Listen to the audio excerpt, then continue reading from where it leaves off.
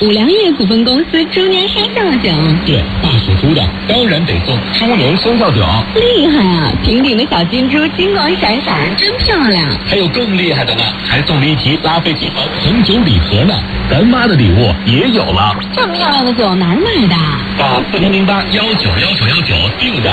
4008191919订五粮液股份公司猪年生肖酒。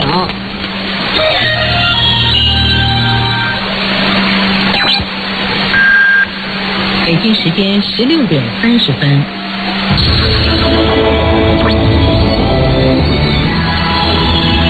中国之声，央广集团，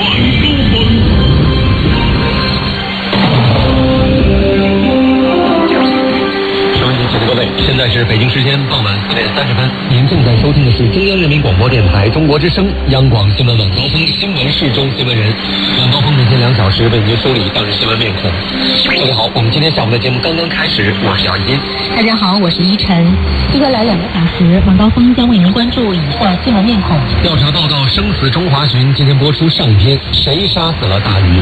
印尼海啸遇难人数持续上升，100万人无家可归，搜救进展如何？复兴号新车型首亮相，新皮肤蓝暖男和绿巨人，新亮点都有哪些？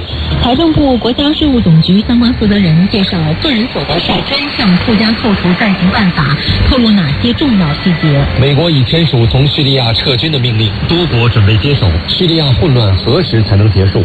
马蒂斯提前走人，美国新任代理国防部长亮相，撤军又辞职，白宫与军方的分歧有多大？跨年1周10场维也纳音乐会扎堆儿，你是否遇到过水团圈钱？